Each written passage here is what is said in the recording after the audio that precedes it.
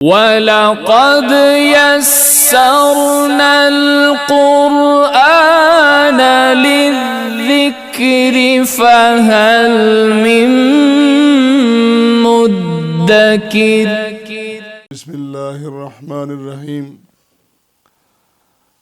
یا ایہا الذین آمنوا لا تتخذوا الذین اتخذوا دینکم ہزوا ولعبا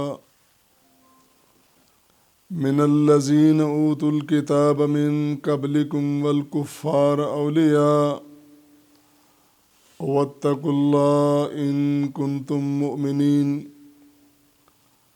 صدق اللہ العظیم و صدق نبیہ الکریم۔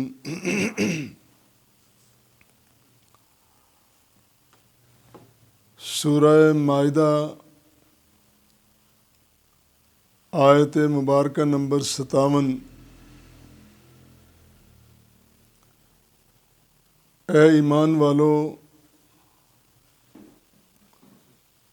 ان لوگوں کو جن لوگوں نے تمہارے دین کو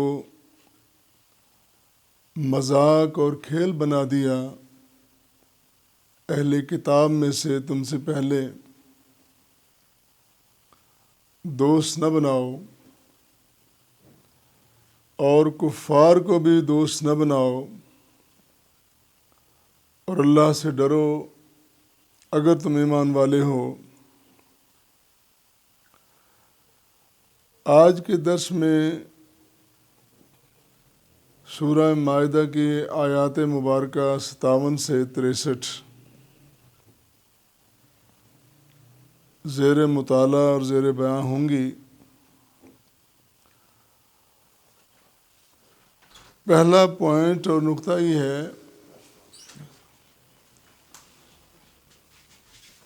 کہ دین کو مذاق بنانے والا، کھیل بنانے والا، وہ کبھی مومن کا دوست نہیں ہو سکتا۔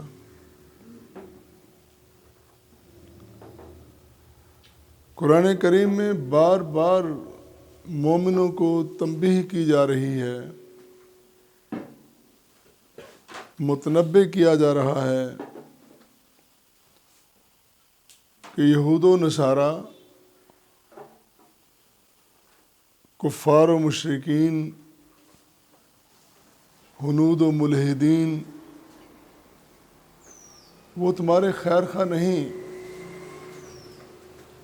وہ کبھی بھی تمہارے خیر خواہ نہیں ہو سکتے،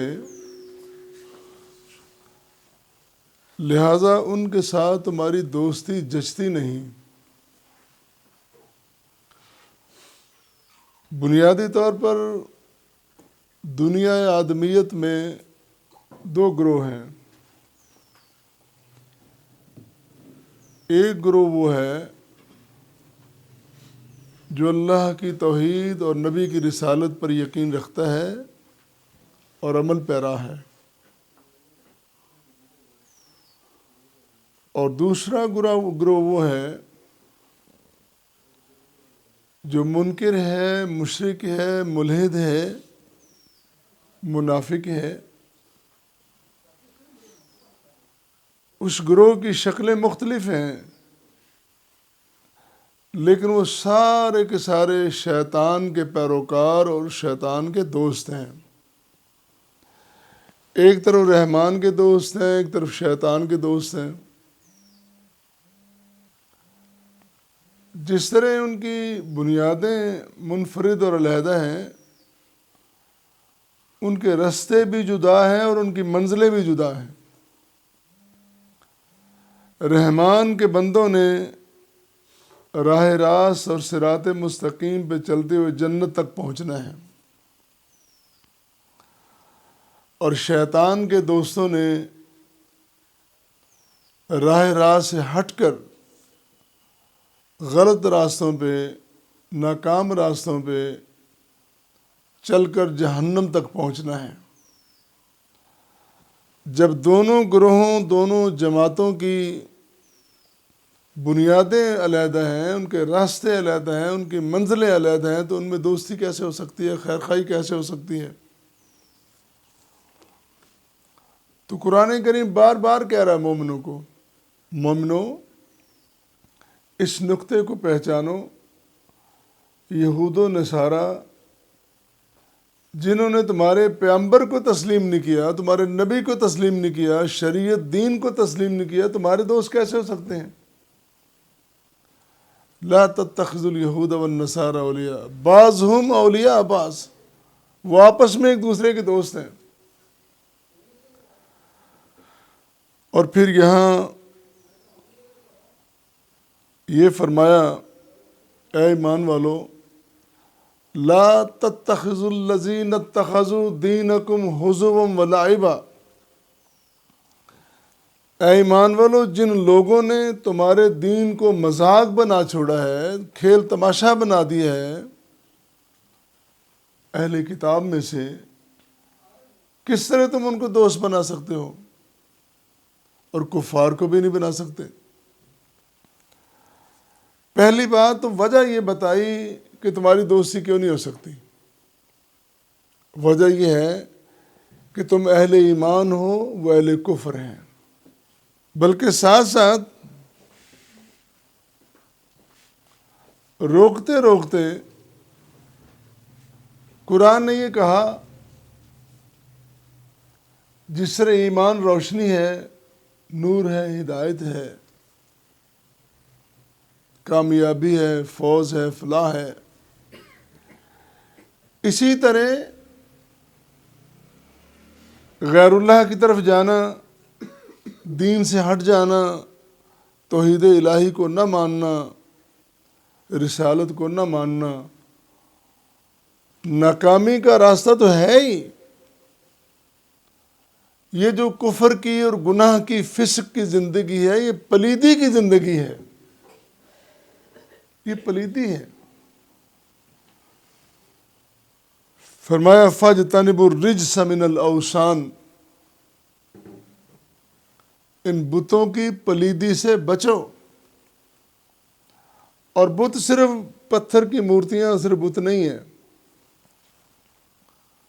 اس کی شکل کچھ بھی ہو سکتی ہے۔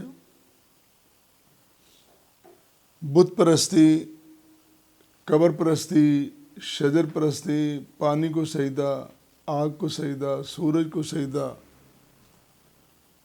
کائنات میں سے اللہ کے علاوہ کسی کو بھی سجدہ کیا جائے وہ بت پرستی ہے۔ حتیٰ کہ اپنی انا کی پرستش کرنا، اپنے نفس کی پرستش کرنا، یہ بھی بت پرستی ہے۔ نفس کا بت بنا لیا، انا کا، کہ جو میں سوچتا ہوں، میری عقل جو کہتی ہے، میری عقل بالا تر ہے قرآن اور سنت سے، معاذ اللہ معاذ اللہ۔ کیا تیری اوقات، کیا تیری حیثیت، تیری خود کی زندگی، خود کا بدن، جسم اور اس کے اعضاء اور اس کی صلاحیتیں، وہ سب محدود ہیں۔ اس دیوار تک تو دیکھ سکتا ہے، دیوار کے پار نہیں دیکھ سکتا، محدود ہے تیری۔ اور جو تجھے کہہ رہا ہے اپنی بندگی کے بارے میں، وہ تو دلوں کے بھید جانتا ہے، وہ تو ماں کے پیٹ کے اندر کیا پرورش پا رہا ہے وہ بھی جانتا ہے، وہ تو صدیوں بعد ہونے والے واقعات کو جانتا ہے، وہ زندگی کے بعد کے جتنے مناظر ہیں آج تک بتا سکا ہے کوئی؟ جنت کیا ہے، دوزخ کیا ہے؟ نبی کریم صلی اللہ علیہ وسلم نے کچھ آثار بتائے، کچھ اوصاف بتائے ہیں، لیکن اس کا صحیح نقشہ نہیں کھینچا جا سکتا، جہنم کا صحیح نقشہ نہیں کھینچا جا سکتا۔ یہی غیب پر ایمان رکھنا ہے۔ اور ایک بندہ اٹھتا ہے، وہ کہتا ہے کہ عقل نہیں مانتی کہ جنت بھی ہوگی، دوزخ بھی، کس طرح ممکن ہے؟ یہ کس طرح ممکن ہے کہ اللہ جب راضی ہوں گے اپنے مومن بندے پہ تو وہ یہاں دنیا میں تو جھگی میں رہنے والا ہے، اور قیامت کے دن اس کو کہیں گے کہ جا دنیا کے برابر تجھے میں نے جنت عطا کر دی۔ عقل نہیں مانتی نا، عقل نہیں مانتی۔ حضرت علی رضی اللہ تعالیٰ عنہ کہتے ہیں کہ اگر میں عقل کی بات مانتا نا تو یہ جو مسح کرنا ہوتا ہے نا پیروں پہ، میں یہ نیچے تلوے پہ مسح کرتا، سیدھا ہے نا، یہ پیر سیدھا ہے، تلوا سیدھا ہے، میری عقل تو یہ کہتی ہے، لیکن نہیں، قرآن نے جو رہنمائی کی، جو پیغمبر نے رہنمائی کی، میں اسی کے مطابق کروں گا، میری عقل پیچھے رہ گئی۔ کتنے ذہین فتین شخص ہیں، نبی کے صحابہ، نبی کے ساتھ بیٹھنے والے، انہوں نے پرورش کہاں پائی؟ انہوں نے اپنی تمام عقلیں، تمام شعور تابع کر دیے کتاب و سنت کے، اور وجہ بتا کر کہ یہ وجہ پلیدی ہے، پھر شاید یہ بھی تنبیہ کی، لا يتخذ المؤمنین الکافرین اولیاء من دون المؤمنین، نہ بنائیں دوست مومنوں کو چھوڑ کر کافروں کو، اپنے موجود ہیں پھر غیروں کی طرف کیوں جاتے ہو؟ وَمَن يَفْعَلْ ذَلِكَ فَلَيْسَ مِنَ اللَّهِ فِي شَيْءٍ، اور اگر پھر بھی کوئی ایسا کرتا ہے تو پھر اللہ کی طرف سے کچھ نہیں ملے گا اس کو، جس کو رب جواب دے دے جا میرے پاس تیرے لیے کچھ نہیں، میں نے کچھ نہیں تجھے دینا، ہے وہاں کو دم مارے، کوئی کہے کہ نہیں میں آگے پہنچا دوں گا، میں منزل تک پہنچا دوں گا، فرمایا فلیس من اللہ فی شیء، کچھ نہیں، شیء معمولی اس کا معنی ہے، معمولی کیا ہوتا ہے؟ جتنا بھی آپ چھوٹے سے چھوٹا سوچ سکتے ہیں نا، وہ بھی نہیں، الا ان تتقوا منہم تقاتا، مگر یہ کہ تم ان سے بچو، جتنا بچ سکتے ہو بچو،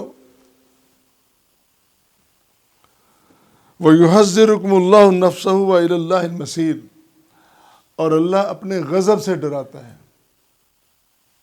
کہتا ہے میرے بندے میری محبتیں بہت ہیں، میری شفقتیں، میری رؤفی، میری رحیمی، میری کریمی بہت ہے، لیکن میرا غضب بھی بڑا ہے، میرے غضب کو آواز نہ دے، میرے جلال کو، میری بطش کو، میری پکڑ کو کبھی آواز نہ دے، مجھ سے میرا رحم مانگ، اور یاد رکھ یہ کائنات جتنی ہے نا، اس ساری کائنات کو میری رحمت نے گھیر رکھا ہے، یہ ساری کائنات میری رحمت کے گھیرے میں ہے، وہ مجھ سے میری رحمت مانگا کر، میرے غضب کو تو آواز نہ دیا کر۔ یہ ساری باتیں طے ہو گئیں کہ مومن صرف مومن کا دوست ہو سکتا ہے، اس لیے کہ مومن کی ڈائریکٹ اللہ سے دوستی ہے، اور کافر سے نہیں ہو سکتی، ہو ہی نہیں سکتی۔